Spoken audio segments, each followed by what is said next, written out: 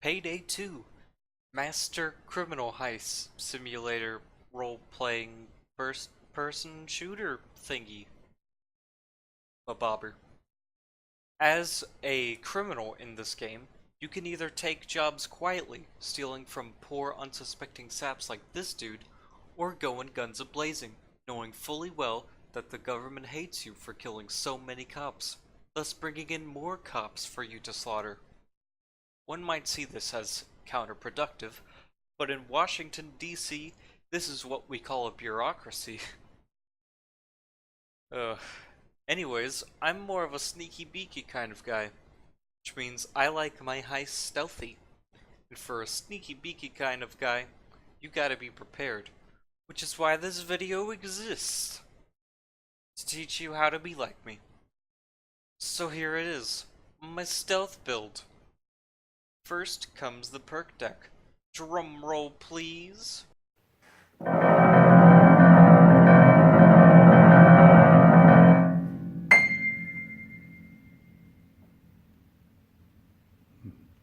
It's Burglar. Of course, it's the Perk Deck with a name like that. This comes from the Clover Character Pack DLC. Now, perks such as helmet popping, blending in, walk-in closet, and fast and furious are nothing really to brag about in this perk deck. Don't get me wrong, a little bit of extra concealment and damage helps, but these perks are found in every other perk deck. It's the unique perks that are the real kicker. Zzz.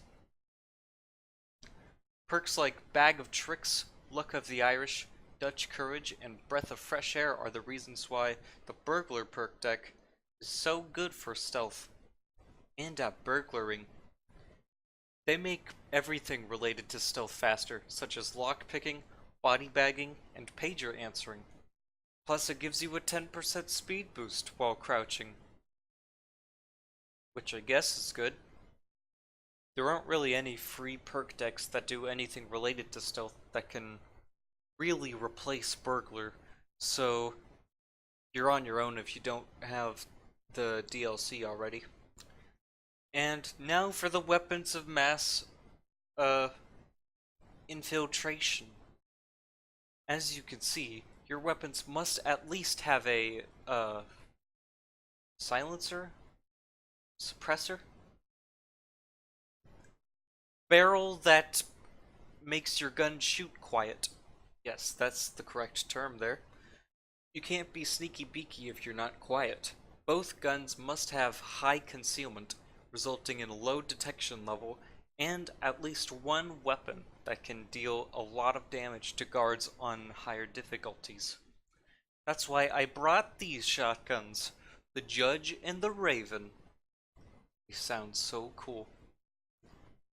Another reason why I bring shotguns into stealth is because of this.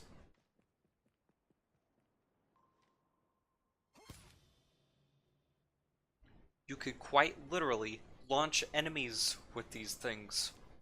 Perfect for when you want to conserve body bags, and when your target is near a deep body of water. Just be sure whoever you're launching doesn't have a pager. They ask you how you are, you just have to say that you're fine when you're not really fine, but you just can't get into it because they would never understand. The Raven is from the Gauge Shotgun Pack DLC, while the Judge just needs you to join the official Steam group for Payday 2 in order to claim it, as well as a bunch of other bonuses. I highly recommend you do that.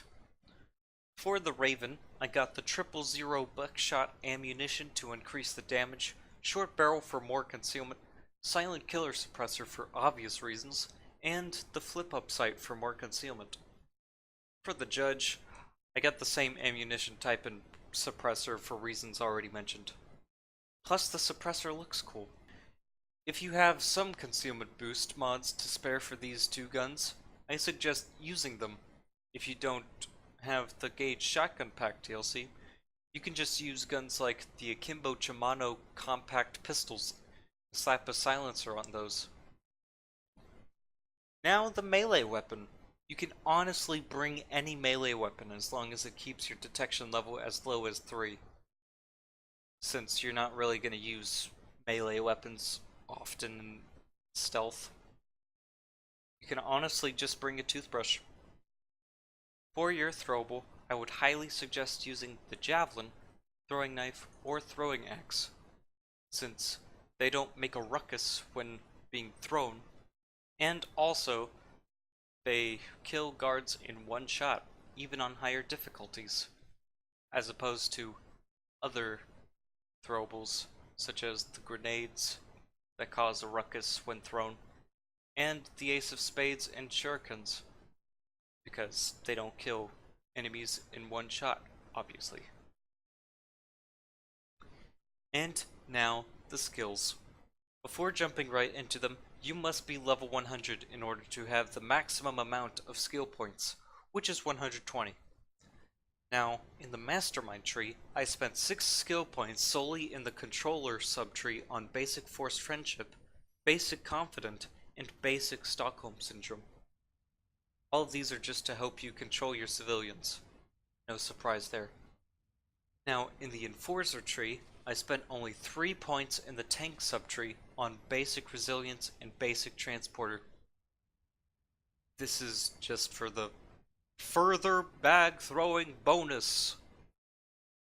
In the Technician tree, I spent 12 points in the Engineer subtree and 22 points in the Breacher subtree. In Breacher, I aced Hardware Expert, Drill Sergeant, Kickstarter, and I got basic more firepower. These skills will mainly make drilling easier and faster, except for more firepower. It just gives you more trip mines. If you want to keep a tab on the locations of guards on the map, you can use trip mines.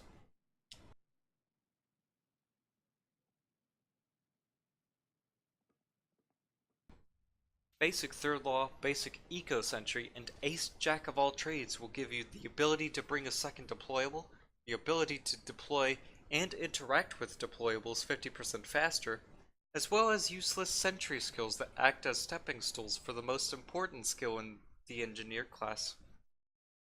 Subtree thingy. Now, here is the main skill point black hole funnel tree thingy. Ghost is the one. I spent 46 skill points in the Shinobi subtree, acing absolutely every skill in said subtree. This is the pinnacle of the entire build right here.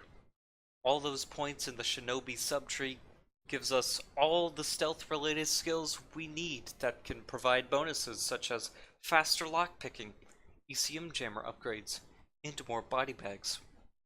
I also spent 9 skill points in Artful Dodger and 22 skill points in Silent Killer. The Artful Dodger skills I got are mainly for extra speed, stamina, and concealment as seen in the form of basic duck and cover, basic parkour, and aced inner pockets.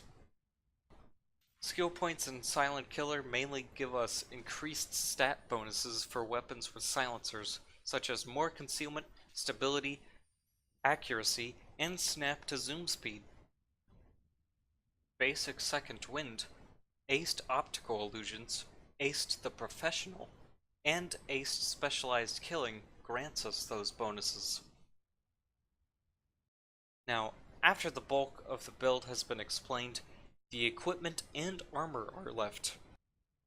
For equipment, the first deployable should be ECM jammers, since they block pagers and cameras. These attributes make escaping easy on most heists and can help extend the length of time before getting caught. You can even do what's known as an ECM rush, which involves placing down a couple of jammers, one after the other, and rushing in to complete an objective, or eliminate all possible threats in a certain area. When using this, just don't turn on the feedback loop. Yeah, that's meant for loud heists. You're gonna get caught fast when you do that. The second deployable should be the body bag case. There's nothing to really say about it since it holds extra body bags for you. You know, those things that you use to carry people around. Usually dead people. Yeah. Yeah, in Payday 2, you don't really respect the dead all that much, so...